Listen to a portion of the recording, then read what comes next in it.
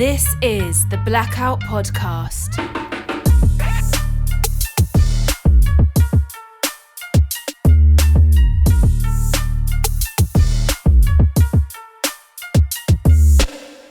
Hello and welcome to the Blackout Podcast, where I get to talk to awesome people that do amazing things. And today I have Dena from... Wait, you do so many things, actually. I do a lot of things. Yeah. Because I want to say from Vitamin D, but then she also does this, and then she... Yeah, I'm everywhere. So, well, let's start with the music part first. Yeah, sure. Okay, so how did you get into music?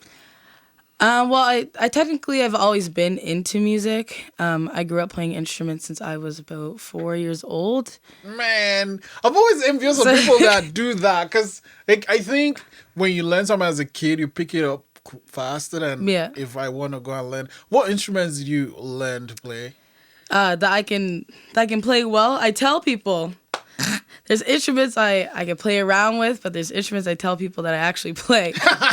There's a difference. I play guitar. I've been playing the cello. That's, I'd probably say, my best instrument. I also play the clarinet. Wait, so the cello is... Which one? It's not like... It's kind of like a bigger version of a violin? Yes. So a cello... It's the one where you sit down and you play it. It kind of like sits in between your legs. Oh, the big one. Yeah, it's a lower registered instrument, so it's closer to a bass. But it kind of looks more like a violin, I guess. Okay. It's an interesting one to describe. I just kind of say it's bigger than a violin, smaller than a bass, and you play it sitting down. Okay. But yeah, I've been playing that since I was 8, and I would say that was the first instrument I really took serious, aside from vocals, but I just kind of sang for fun growing up because everyone in my family sings, so it just seemed like the thing to do. I don't know. We're just singing songs all the time. And I was in band playing clarinet, and so that were my main instruments. I also picked up drums for a second, which I was actually pretty decent at drums. I just didn't really do anything with it. I think I just wanted to annoy my dad or something. So I was just like, let's get a drum set and play drums, Dad. He was like, are you serious? And I was super serious. And then I gave it up after a couple years. But yeah, those are the ones I actually play. But I like to go on piano sometimes and make something that doesn't sound horrible, but it doesn't always work out that way. So I just kind of leave that one to the side. When did you start with the piano?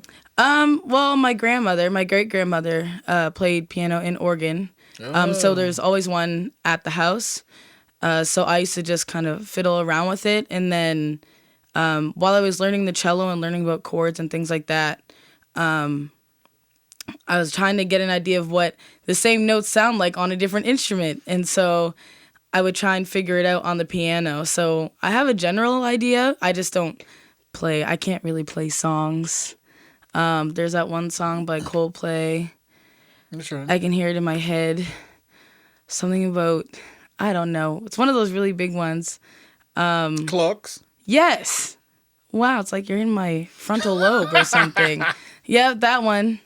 And that's the only thing I can actually play. That's not, hot crust buns or something stupid. And then, which of those instruments do you still play now? I still play the cello. I still sing, and I have a guitar, and I do play it sometimes, but I'd like to get back into lessons so I can actually get better at it. Because I did take guitar for a year, and I was getting good, but then I slacked off. But yeah, so those are the ones I still play on. Why did you stop with the guitar? Just because I didn't have the time to commit to it like I'd like to. I think growing up and being part of many ensembles, especially with my cello, I kind of have a personal standard of what good practice time is. And if I don't have that amount of time to commit to it, I feel like I'm not doing enough, I guess. So what's good practice time? Like, I'd like to dedicate like a solid hour, maybe more, almost every day if I could. But that's how often I played the cello. Like I would have rehearsal in the morning, and I'd have school, and then I'd have rehearsal in the afternoon, and then I'd go home, and then I'd do my homework. And if I just wanted to, I don't know, just chill out in my own space, I would just go play for fun. So I felt like I was always playing it. So just kind of my idea of practicing is a little bit longer than most, but some people say you only need like 30 minutes a day. But then, I don't know. I'm like sitting there and thinking 30 minutes. I'm like, okay, let me dedicate that to my guitar. But it also hurts the fingers too, so you got to be mindful. You get blisters and stuff, but no pain, no gain. Well, yeah, I guess. And then, so like you played that through high school and then through university also? The cello? Yeah, so I played when I was 8 all the way through until high school. And then I played throughout university. I originally auditioned to be in the School of Music at Acadia, and I didn't get accepted at first, which was heartbreaking. I said, what am I going to do with my life? I can't be a professional cellist. So this is terrible. And so I was going to take my psychology courses and then re-audition for music therapy. But I found that music school in post-secondary was super competitive, and I never played to compete with other people or try and show why I'm the best candidate. I just love music, and I just wanted to play and share that with other people. And so I decided not to go into music school because I didn't want to it to turn into something like that. I didn't want to fall out of love with music. So I decided to just keep playing whenever I felt like it and do my own thing here and there. So, yeah, that's why I decided not to really get a full-on music degree. I took a music minor for my undergrad. So that's kind of where music started for me. And then it just kind of shifted to, I guess, wanting to give artists the opportunities that they need to leverage themselves and promote themselves and be successful in our local market, our local industry. So that's kind of what it changed to. It kind of went from me wanting to be in the industry as a service provider, I guess, a performer, to wanting to give those who are like, you know what, this is what I want to do for the rest of my life, and be like, you know what, here, go ahead. Okay, so wait, actually, when you're mentioning about the music school and competition, I'm like, I don't know anything about music, but I guess when it comes to something like that, what things do they use in rating students? Like, is it how, I guess, it comes to how well you play, but what will differentiate someone playing the same instrument? Like, does it sound different, or what do they listen for? It could be style or techniques that you use. Could be the songs you choose to play. So in music, at least through the Conservatory of Music, there's like different grade levels. So the 8th grade is, I guess, the highest grade you could get. And so when you play at those levels, there's like certain things, certain techniques, certain songs that you use. So like your whole repertoire is kind of a testament to your level of playing. So if you are going in and you're saying, I'm playing this piece, and they know it's a level 8 piece, they're expecting you to play at a certain level, and things like that. Also, people just have their own styles of playing, and it kind of shows your classical training, and et cetera, et cetera. Some of the music could be written in different clefs. So there's bass clef, treble clef, all those. There's also tenor clef. So if you can read music and play on one instrument in those different clefs, that also shows your ability to play and your versatility in your reading and playing and stuff like that. So there's all these little factors that can come into it. So yeah. Yeah, when it comes to reading music, I'm out. Like, because you look at that thing and it's just weird things online. It's literally a different language. Yeah. It's hard to understand if you can't do it. But do you know the one that throws me off? Like, if you see an orchestra playing, everyone has that thing. Like, I guess, violin makes sense. Like, trombone, whatever. But, like, what is the triangle playing? Like, how do you make notes with it? It has just one sound, right? Yeah. What the fuck? Yeah, it's not like triangles, man. Shout out to all the triangle players, because they have Really great role. I love triangle, man. I used to be like, I should have just played percussion. I could have just stood back there and been like, ding, and everyone would be like, that was sick. Yeah, I was really jealous. My arm was going crazy, and I'm just doing the thing, and someone's back there like, ding. I'm like, man, you just finished the whole song, top tier, but it's also a lot of pressure. Can you imagine? You're off by one beat, like the whole song is over, all that hard work, and you're like, you couldn't ding on time. Like, imagine that. Yeah, triangle players, it's a different really? role. I'm always looking at those guys like, really? That's all you have to do, and you have this whole book. And then, but then, with drums too, like, what's that? There's a big one. Yeah. And those who have this shit music, and I'm thinking, you have to know what part of the drum to hit to get that sound. Well, so I'm assuming you're talking about timpanis. Yeah, that one, yeah. So a lot of times, whoever's playing timpani is probably also playing the triangle, because they're not always happening at the same time. But if they are, then you need more than one person. But there's like 4, and they all get tuned to different notes. Oh. So, yeah. So they all have a different note there. And so in the sheet music, you'll see what note it is, and you'll know what drum to play. So that's how that goes. It looks complicated, but sometimes it's really just like, doom, doom, doom, doom, doom. But, yeah, so that's why it's kind of like they have, I guess, more to do, is they're playing more notes. Whereas a triangle, it just will show up with like a little tail, and it's an X, and you just hit when the X pops up. Here's the thing though. So, another thing that throws me off is when to play in an orchestra, you have to go and audition. What's an audition for the triangle player? Man, I don't even know. I would imagine it's like xylophone, and you go from there. Like most percussionists, they learn how to play like timpani, bass drum, triangle, xylophone, and like if there's any other sort of like, maybe it's like castanets or something like that. But I feel like percussionists, if they're not playing a drum kit, they probably audition with playing the xylophone, and then it goes from there, because it's all rhythm. So they're probably like, well, if you can do that on a xylophone, I'm sure you can figure the rest out. I would hope. I don't know. Can the percussionist tell me? I never played, because I never auditioned for that when I picked my band instrument, and I regret it. Honestly, I swear, like, if I'd never play music because I'd be like an asshole. Like if I was playing something, like you see all those violinists and stuff, they're like going nuts. And then the person at the bar just gets thinking, like, what the fuck are you doing? I'm like, man, it's like so low maintenance was so crucial. I'm like, you can't imagine a song without the triangle part. You're like, man, that was fantastic. But like, how did you pick it up? Is it like ding? Every ding matters. I don't know, man. I wish I had that answer. Okay. If I could take back time, I would have totally been really, like, give me percussion. Anybody that plays triangle, I'm not trying to diss you, just really. No, we love you guys.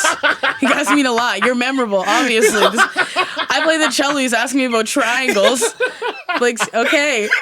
Okay, I'm done. Yeah, so you, like, and then you study psychology in school, right?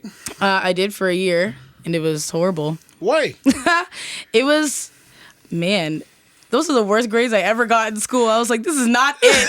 I am smart. This is not it.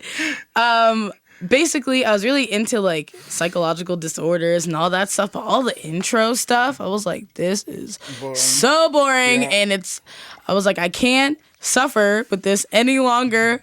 I will just Google it. And also, though, with the approach to psychology, it kind of gave me this vibe that you were kind of missing the personhood of your client, and kind of treating their diagnosis and kind of missing the part about, you are a human and you do have a life, and how did that actually get you to the point where you're here? It just kind of looks at, you're here now, and this is, you're bipolar or whatever. So how do we deal with you being bipolar instead of a person experiencing bipolar disorder? I found that there was a difference in that. And so I tried to get away from that, because I found that was not the approach I wanted to take to mental health. And so I kind of went I don't want to say the completely opposite route. It just kind of looks different. But I went to theology. What? Yeah. Yeah. Like, how do you choose that? That's so, yeah. It was weird. I literally sat there one day and I was like, okay, Dena, because your grades are trash right now. You need to figure it out. Because I knew I didn't want to drop out of university. I was like, that is not it. It just, what I was doing wasn't suiting me for some reason. And so I was like, what is still kind of connected to mental health that I'm interested in? I really like the school, so I don't want to leave the school. And you know, what do I have experience with working with? What can I see myself doing? And I grew up in church my entire life. And at that point, I was doing a lot of leadership in the youth ministry at my church. And I was like, you know, I could see myself really investing in youth in this way. And so I decided I wanted to go into youth ministry. And so I switched to a theology degree. And I liked it. You know, I was, you know, the black sheep, no pun intended. It's okay. It's whatever. Yeah. I'm here and I'm black and everyone else around me is white. Go figure. It's fine.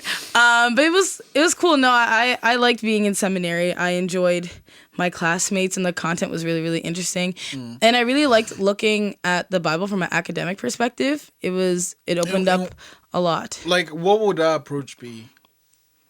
Just like taking into account the historical context of the culture that the people were in during Jesus' ministry or during the Old Testament. It gives a better understanding of a lot of things. I found that it actually helped me develop my own sense of theology and how I interpret the Bible. So I thought that was really, really interesting. And it's actually, that degree is kind of what led me into doing social work. Yes, I'm doing another degree at Dal. So it was actually in my 4th year. One of my favorite classes was interpreting the Bible. Shout out to my prof. What do you do in that class? Well, so we kind of take different themes in the Bible and kind of talk about different ways to interpret it, I guess. And we look at interpretation from our perspective, but also how was this message communicated to those who it was directed to at that time? What was going on in that time? Why was this message relevant? And how is it relevant in today's society? So, yeah, it was interesting. And we actually talked about a particular passage in the Bible. Which one? So it was Micah chapter 6, verse 8, and it talks about like social justice in the Bible. And at the time, there was a lot going on in the social justice movement. Black Lives Matter was really like skyrocketing. There was a lot going on, and I felt that as a person of color and seeing what was going on in society, it was huge. The timing was huge. I was also the equity officer for my student union at the time. And we had some interesting things going on campus during that year that had a lot to do with... Yeah. Which school? Acadia University. Okay. So there's a lot going on there at the time that had to do with social justice and inequality. And I was like, man, this is a lot. But I was really enjoying it. I was like, okay, how do I, get involved on the ground with these issues? And then I was like, man, social work, I feel like that would work. And so I started looking into the program and what I could do as a social worker. And so that was my next step. And so that's kind of how I got into social work at Dal. And I'm really enjoying the program and what I'm doing and stuff. Some days are more difficult than others. In what way? Well, we talk a lot about, your positionality. So looking at where you are in the world, kind of the elements of your life and how that might put you in a place of privilege, and learning and understanding that so that you can better serve marginalized people. That was a really good way of putting it. I hope my professor sees this, 'cause that was top tier. And so with that, a lot of interesting feelings can come up for some people. As a Black person growing up in Nova Scotia, I think I've always seen inequality in different ways. I just didn't know what to call it or how to pinpoint it exactly. I just knew that it was there. But for some people in my program, they can have a hard time with really breaking that down. And I think it's because even though you can be a really nice person, sometimes you have privileges or opportunities that other people have not. And it can cause you to look at things in a certain way or approach situations in a certain way. And it's not that you're a bad person. You just haven't been told to check yourself before. And so for some people, they don't know how to deal with that. And so it's been really interesting kind of seeing how people react to learning about their own privilege and understanding that, oh, maybe sometimes I treat people differently, or I don't understand why they see things the way that they do because I haven't had those experiences. Yeah.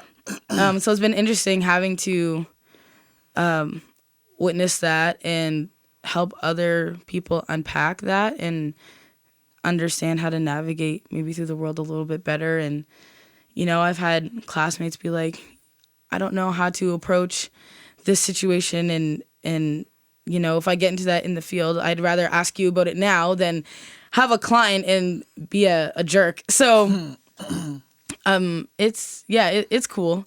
It's not different, the only black person in your class, though.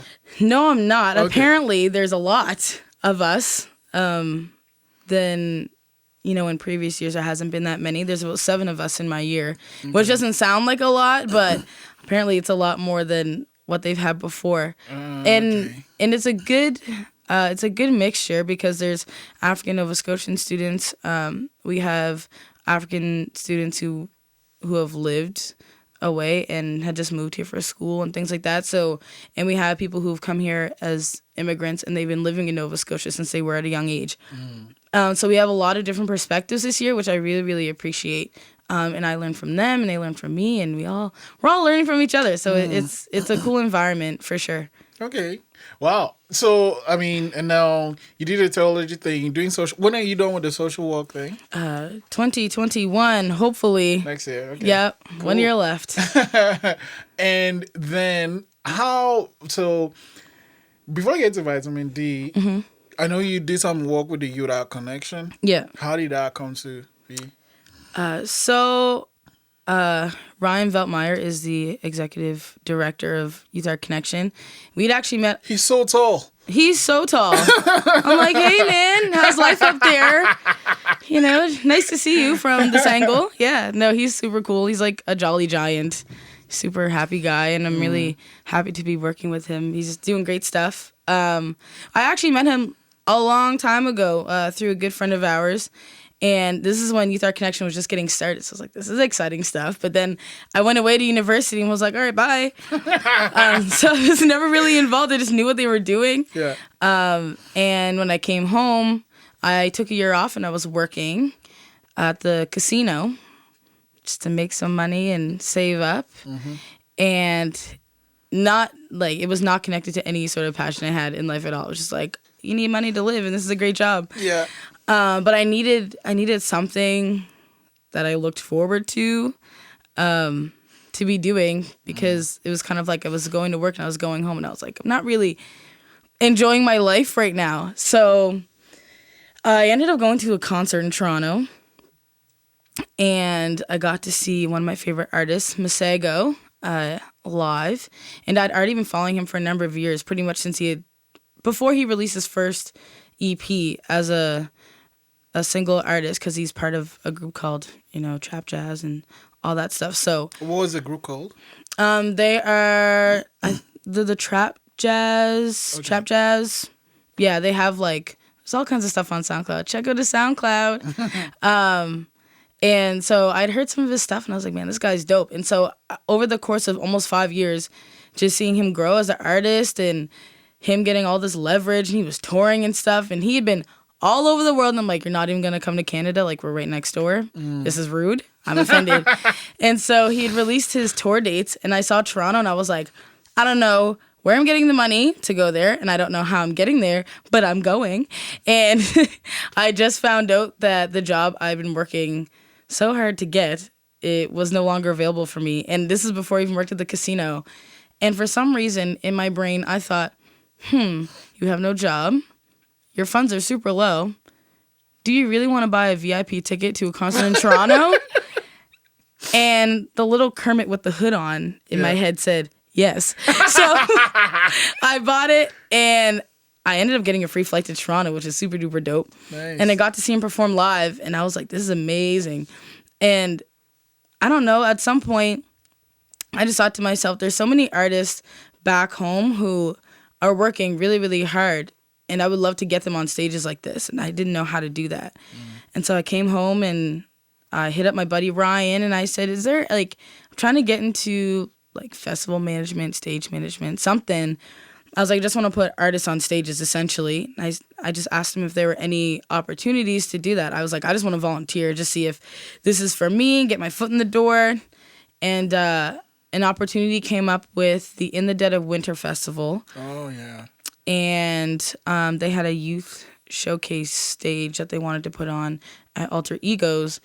And he was like, man, like, I'm getting swamped, but we've been putting this thing together, and if you'd like to take on this project, these are all the things you need to do. Just say yes or no. And I was like, yeah, let's go for it. And it turned out really, really great, and I enjoyed it. I was like, okay, that was nice. Do. What did you have to do for the festival? So the artists were already chosen. I just had to coordinate with the festival manager, to make sure the venue was good to go, figure out sound checks, getting everyone's tracks, making sure we had all of their like media stuff. So it's like bios and photos and promo material and all that kind of stuff. So I did all of that, and then the show went on, and it was jam packed in there, and it was awesome.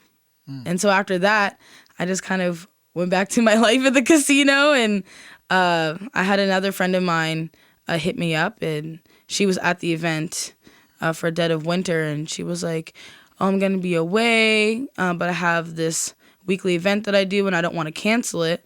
Would you like to co-host? And I was like, yeah, I guess. And so I kind of called up a couple of people I knew and did that event. What was the event? It was Taco and Tunes at the local. Oh. Yes, I co-hosted that once. And then after that, opportunities just started coming. And Ryan had asked me if I wanted to put together another showcase for Youth Art Connection. So I did. And then after that, that's when Develop Nova Scotia came to Ryan about the Salt Yard sessions. And it all just snowballed from there. And that I'm was here. last summer, right? Yeah. Yeah. There were a ton of shows. Like, was it weekly kind of thing? Yeah, 14 weeks every Thursday. God damn. Yeah, I followed that a lot. Oh, so that was you. Yeah.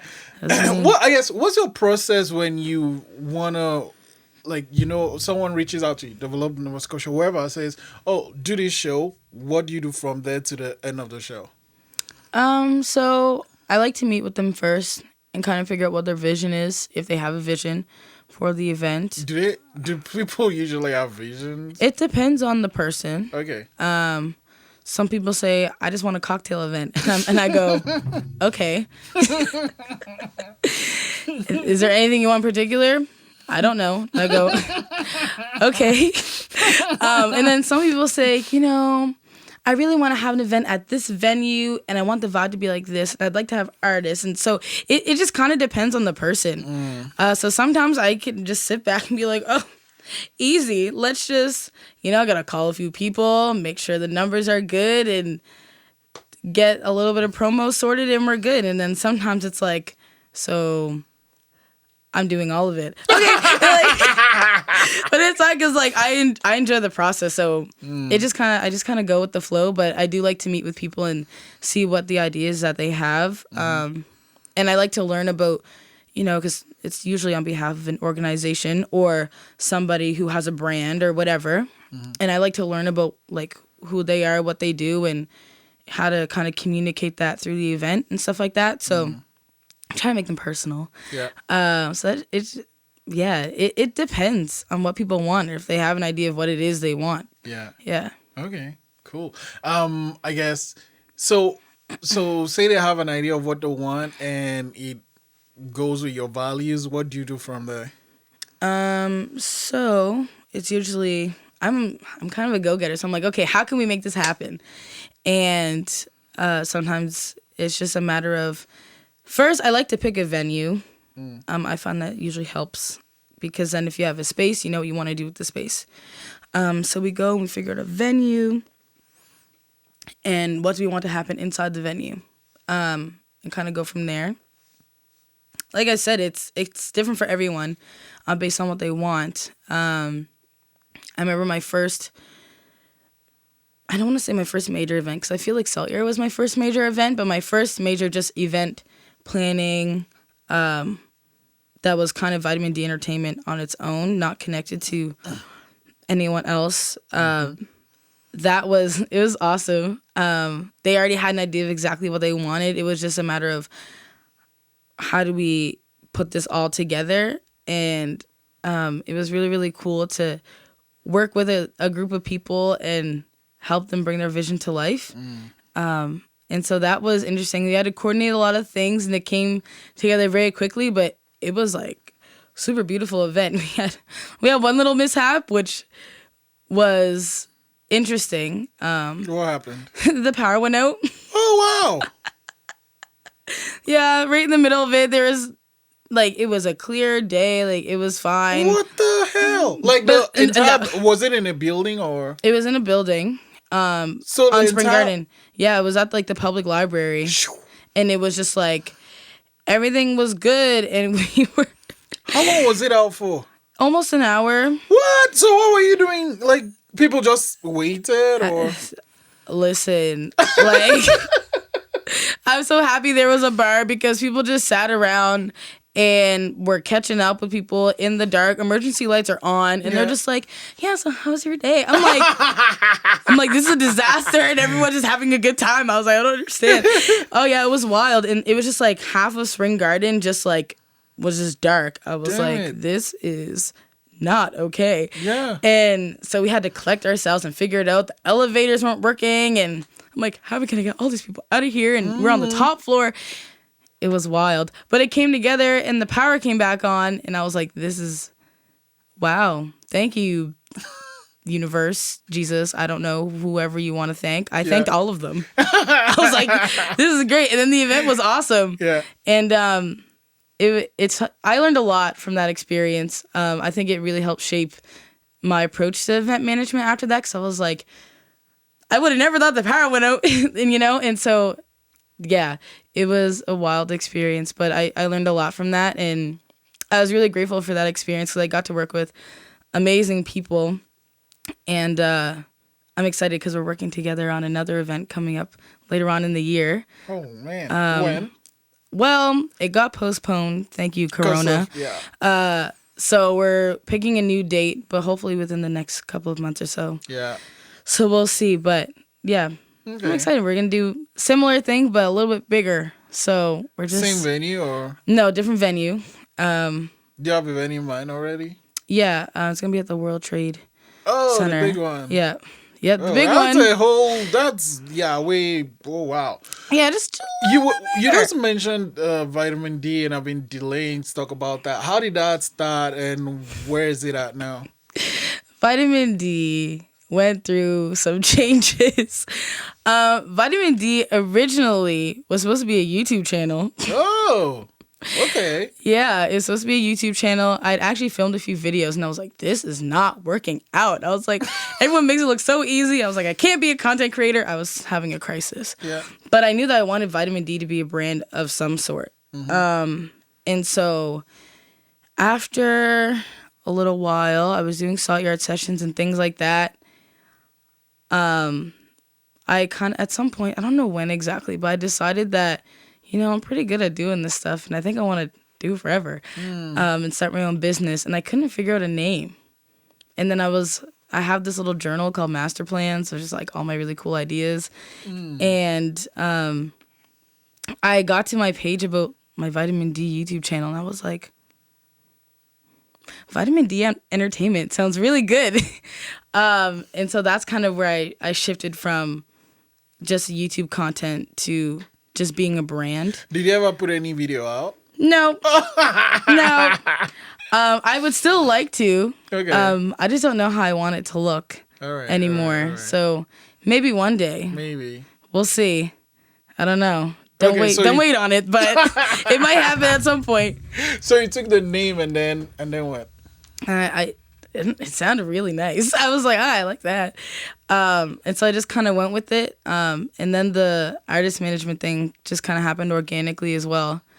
And so I hit up one of my lovely creative people. They live out of town. DW Creative is her Instagram. She made my logo. And she made me this awesome logo. I was like, man. And she made it for the YouTube channel. And then we kind of switched it around a little bit. And so now it's for my entertainment management company. And it just kind of happened. I was like, it just made sense. So I was just trying to go with the flow. And after that, all these great opportunities started coming in. And the news has been spreading like wildfire. It's almost overwhelming because I don't feel like I've done like my biggest thing yet. Yeah. But people are like, oh, I heard about what you're doing with event management and you're managing artists. And I'm like, you heard? People are talking about it, which is like super exciting, but it's like, oh snap. Like I do have a brand now. And so it kind of shifted the idea for me of what it means to have a brand. It's like as soon as you decide this is your brand, like that's it. There's no like big billboard or anything. People go, oh my gosh, this is amazing. And no, it's like as soon as you decide, like you represent your brand and that's just how it is. And so that really changed a lot for me. And I started to take it, I don't want to say I wasn't taking it seriously, but I realized like the weight of really having a brand attached to you and, you know, learning and understanding that how you move throughout the world is a representation of your brand. And so whoever you work with also represents your brand because they're also going to say, if you say that you work with Vitamin D Entertainment, there should be a level of understanding of who we are or who I am or whatever. Yeah. So I kind of have a standard set for VDE. So I guess you could say. So it's interesting. I'm still trying to like learn and walk in that. Cause I'm like, oh, like I'm an entrepreneur. I own a business, and I represent that every day. So it's like, how do you do that, but not like change who you are, in a sense. It's been an interesting journey. And then this journey includes you managing artists, and you manage 2 artists now. Yeah. How did you pick these artists? I feel like they picked me before I picked them, if I'm being honest. Yeah. These 2 artists in particular, I've known them for quite some time. I was actually, I guess, one of their youth leaders back in my ministry days when I was going to be a pastor. Yeah. And I just knew that they were very, very gifted, and I took the time to get to know them more as people. And when we used to joke around a lot about me managing them and stuff like that. And then one day I really sat down and thought about it. I was like, oh no, kind of like the idea. And then I had to think again about, you know, what do I want my brand to represent, and do they represent that? And after getting to know them a lot more and on a deeper level and spending time and seeing how they'd worked already independently as artists, I felt that it was the right time to actually invest in artists and invest in them specifically. So that was kind of how that started. And things have just they've been slow and steady. They've been patient with me. I've been patient with them. And we're just trying to figure it out. They're both in university. I'm in university. And so understanding that we might want things to happen quickly, because people try to make it seem like things happen quickly in the music industry, and they don't. Sorry to break it to you. Yeah. And so learning to be patient with the process and putting in that work so that you make quality content is really important to me. And so, yeah.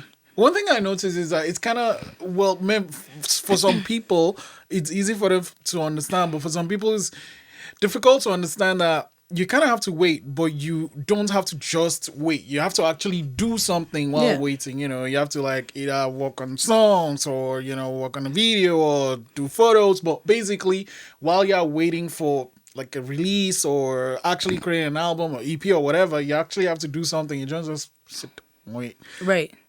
So one of my mentors had actually said to me, you know, you're going to invest more before you actually make something from what you invested in. And I think about that all the time, because if you really invest in something, it's you're gonna get rewarded for it. True. And it's gonna come back to you. But it's just, you have to take the time to make something with good quality. If you think about brands and things like that, they might cost a lot, but it's a great brand, it's great quality, and people are going to invest in it, and that brand is going to make a lot because they took the initial investment in their brand and stuff. And so that's kind of the approach, and just working hard for whatever that thing is. And so, yeah, just really understanding that, you know, it's not easy, and there might be times where you feel like, you know what, maybe not. Let me just get a regular 9 to 5 and forget all of this stuff. But it's like, you know, if you believe in yourself and you believe in what you're creating and what you're doing, and you know it's worth it in the end, then you just have to work through it. And then when it comes back to you, it's gonna come back to you in abundance. And you just really have to believe in your craft and what you're doing. And I think that goes for anything, if you're a creative person or not. It's really understanding that you have the tools and the skills, and even if you don't and you want those tools and skills, you can find ways to obtain them and, you know, work on that and build something for yourself. Awesome, man. Okay, I have so many questions, but I'm gonna just cut it short and end it with this question now. We have all these, you know, restrictions from events and stuff, but when hopefully everything comes back to normal, what are some of the plans you have in place? So I want to have an official launching event for my company. Oh, wow. Wow. Yeah. Yeah. Just really be like, you know what, we're here and we're doing stuff. Yeah. That's my big plan, hopefully for the summer, but as you can see, things have been pushed back, so I haven't really done much official planning because I don't know where things are going to be, and I don't want to. I'm aiming to have more than 150 people involved. Yeah. So I'm just like, you know what, I'm going to just wait. I'm going to just hold off. But that's, I would say, one of my like bigger plans for myself personally in the summer. Aside from that, also helping my 2 artists get their projects together to hopefully release by this summer. Some big things coming up. So those are my things that I'm really working on. I just really want to get my name out there and collaborate. I've been doing a lot of collaborations this year, which is exciting. So just building my network and building community and starting to have events with just Vitamin D Entertainment on it to kind of really establish this, like a cycle and kind of get things going that just have my label on them. So I kind of have things I'm owning myself and doing myself. So yeah, I would say that's pretty much what it is, just really getting a good idea of brand identity and establishing that with the outside community and not just the people who've been there since I've decided, hey, I'm going to start a business. Oh, yeah. I said that was the last question, but I got to ask, what the name of the artist and what's your handle, social Instagram handle? So my artists are Lyris, Daye, and Eriana, Willis. And for Vitamin D Entertainment, the handle is just vitamindee.ent on Instagram and Facebook. We don't have a Twitter account. Not yet. I don't know about Twitter. I've been debating. I'm like, is that even worth it right now? 'Cause Twitter's a whole different realm. Yeah, I know. And I just don't see where I fit in there yet. I agree. So I'm just gonna hold off.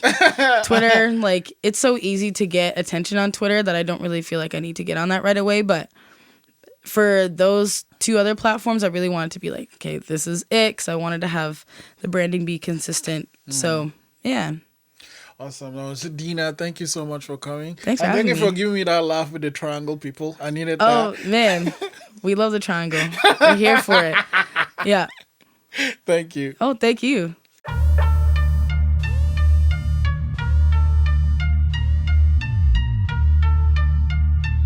This is the Blackout Podcast.